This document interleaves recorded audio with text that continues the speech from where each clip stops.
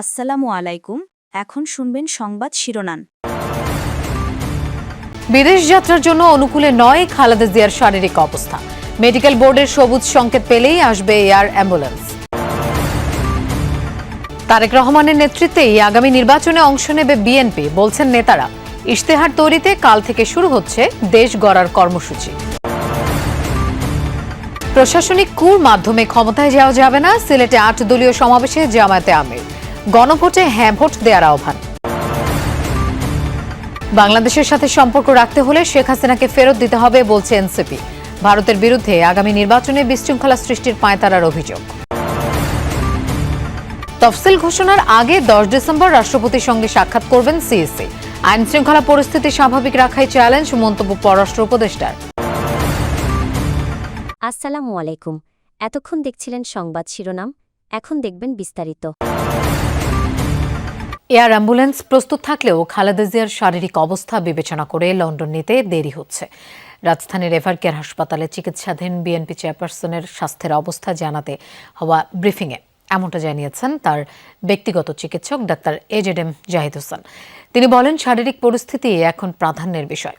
Medical board এবং বিএনপির ভারপ্রাপ্ত চেয়ারম্যান তারেক রহমানও সেটিকে গুরুত্ব দিচ্ছেন বলে জানান ডাক্তার জাহিদ। 14 দিন ধরে বিএনপি চেয়ারপারসন এবং সাবেক প্রধানমন্ত্রী বেগম খালেদা জিয়া রাজধানীর এভারকেয়ার হাসপাতালে চিকিৎসাধীন।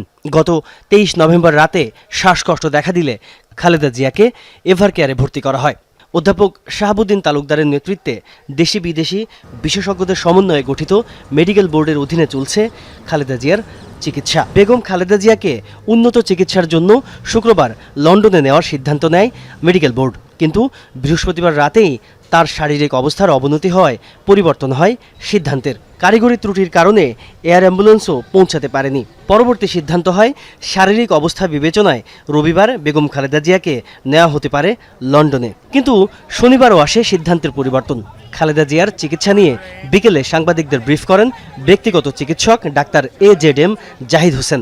বলেন, এয়ার অ্যাম্বুলেন্স প্রস্তুত আছে, কিন্তু খালেদা জিয়ার চিকিৎসা কেন্দ্রিক নিরাপত্তার বিষয়টি প্রাধান্য পাচ্ছে। বিএনপির ভারপ্রাপ্ত চেয়ারম্যান তারেক রহমানের দেশে ফেরা নিয়ে নানা গুঞ্জন। দলের নেতারা স্পষ্ট জানিয়েছেন, তারেক রহমানের নেতৃত্বেই আগামী নির্বাচনে অংশ নেবে বিএনপি। উপযুক্ত সময়ই দেশে ফিরবেন দলের ভারপ্রাপ্ত চেয়ারম্যান। এদিকে আগামীকাল থেকে শুরু হচ্ছে বিএনপির দেশ গড়ার কর্মসূচি। 13 ডিসেম্বর পর্যন্ত সেই সব কর্মসূচিতে তারেক রহমান ভার্চুয়ালি সমাপনী বক্তব্য দেবেন। এর মাধ্যমে আগামীর বাংলাদেশ নিয়ে মানুষের মতামত জানবে বিএনপি, যার আলোকে প্রস্তুত হবে দলটির নির্বাচনী ইশতেহার। 11 ডিসেম্বর ত্রয়োদশ সংসদ নির্বাচনের তফসিল ঘোষণার পরিকল্পনা আছে নির্বাচন কমিশনের। তাই জোর আলোচনা, কবে দেশে ফিরবেন তারেক রহমান। মনোনয়ন দাখিলের আগে ভোটার না হলে প্রার্থী হওয়ার আইনি বিধিনিষেধ নিয়েও জনমনে নানা প্রশ্ন। তবে কি নির্বাচনে প্রার্থী হচ্ছেন না বিএনপির ভারপ্রাপ্ত চেয়ারম্যান? সকালে ঢাকায় নিজ কার্যালয়ে সাংবাদিকদের সাথে মতবিনিময় করেন বিএনপির স্থায়ী কমিটির সদস্য আমির খুসরো মাহমুদ চৌধুরী। জানান, তারেক রহমানই বিএনপির নির্বাচনী কর্মকাণ্ডের নেতৃত্ব দিবেন। আমরা জানি তারেক রহমান সাহেব আসবেন, সহসা দেশে ফিরবেন।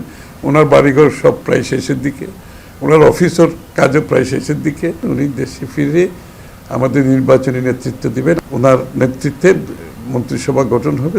রাজধানীতে 7 থেকে 13 ডিসেম্বর পর্যন্ত দেশ গড়ার কর্মসূচি নিয়ে দলীয় নেতাকর্মী ও সমাজের বিভিন্ন পর্যায়ের মানুষের মতামত জানবে বিএনপি।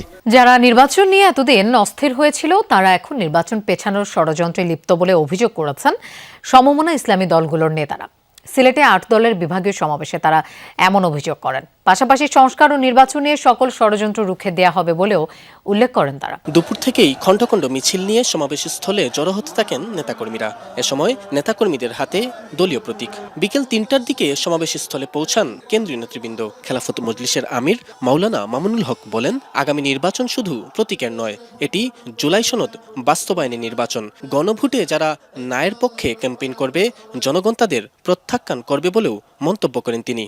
সমাগত 2026 সালের ফেব্রুয়ারির যে নির্বাচন, এটি শুধু প্রতীকের নির্বাচন নয়, এটি জুলাই সনদ বাস্তবায়নের লক্ষ্যে ঐতিহাসিক গণভোটেরও নির্বাচন। ইসলামী আন্দোলনের আমির মুফতি রেজাউল করিম বলেন, আগে যারা নির্বাচনের জন্য পাগল হয়ে গিয়েছিল, তারা এখন নির্বাচন পেছানোর ষড়যন্ত্র করছে। আজকে নির্বাচনের জন্য যারা পাগল হয়ে গেছিল, আজকে যখন তারা দেখেছে আজকে বাংলাদেশের জনগণ ফ্যাসিস্টদের পক্ষে এবং চালেম চাঁদাবাজদের পক্ষে নয়, ওদের বিরুদ্ধে অবস্থান করেছে। জুলাই হত্যাকাণ্ডে ফাঁসির দণ্ডপ্রাপ্ত সাবেক প্রধানমন্ত্রী শেখ হাসিনার ইচ্ছা অনুযায়ী ভারত তার কূটনীতি সাজাতে পারে না বলে মন্তব্য করেছেন এনসিপি সদস্য সচিব আক্তার হোসেন। বলেন, বাংলাদেশের সাথে সম্পর্ক রাখতে হলে দ্রুত হাসিনাকে ফেরত পাঠাতে হবে। অন্যদিকে নাসিরুদ্দিন পাটোয়ারি ভারতের বিরুদ্ধে আগামী নির্বাচনে বিশৃঙ্খলা সৃষ্টির পাঁয়তারার অভিযোগ করেছেন। এসব বন্ধ না করলে বাংলাদেশে ভারতের বিনিয়োগে চলা সব কার্যক্রম স্থগিতের হুঁশিয়ারি দেন এই এনসিপি নেতা। ছাত্র জনতার গণ অভ্যুত্থানে পতনের পর ভারতে পালিয়ে যান ক্ষমতাচ্যুত প্রধানমন্ত্রী শেখ হাসিনা। এরপর থেকে তাকে ফেরত পাঠানোর জন্য তৎপর বাংলাদেশ। জুলাই হত্যাকাণ্ডে ফাঁসির সাজার পর এ নিয়ে আবারও ভারতকে চিঠি দিয়েছে পররাষ্ট্র মন্ত্রণালয়, কিন্তু দেশটি এর কোনো জবাব দেয়নি। বরং ভারতের পররাষ্ট্রমন্ত্রী এস জয়শঙ্কর বলছেন, ভারতে অবস্থানের বিষয়টি শেখ হাসিনার ব্যক্তিগত সিদ্ধান্ত।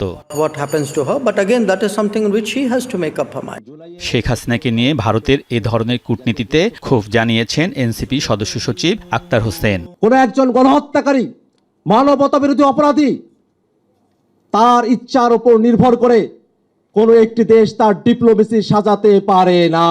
শেখ হাসিনাকে এদেশের বিচার বিভাগের কাছে অতি দ্রুত হস্তান্তর করার আমরা দাবি জানাই। এনসিপি নেতা নাসিরুদ্দিন পাটোয়ারি এ সময় আগামী জাতীয় সংসদ নির্বাচনকে ঘিরে ভারতের নানা তৎপরতার সমালোচনা করেন। ভারতের প্রতি আমরা বলতে চাই, ইলেকশনে কোনো ডিস্টার্ব করবেন না।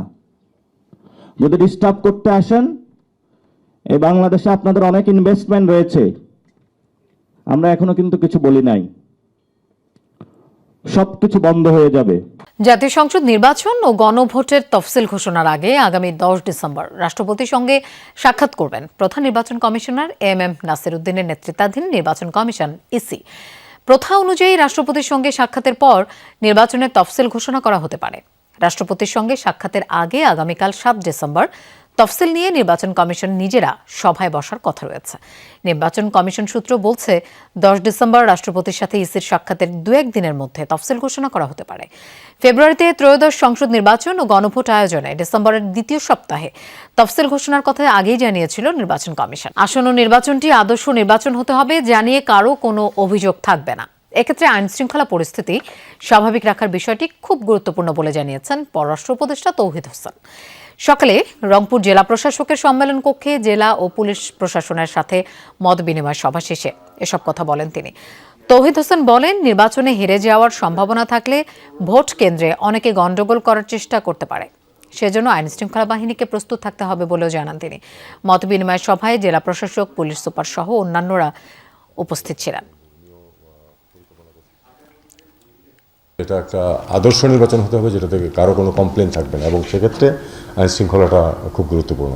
কারণ যেই ক্যান্ডিডেটের হারার সম্ভাবনা, তিনি কিন্তু সবসময় গণ্ডগোল সৃষ্টি করার চেষ্টা করতে পারেন, এটা মনে রাখতে হবে। সেটা মনে রেখেই আমি আশা করি যে যথেষ্ট ব্যবস্থা নেওয়া হবে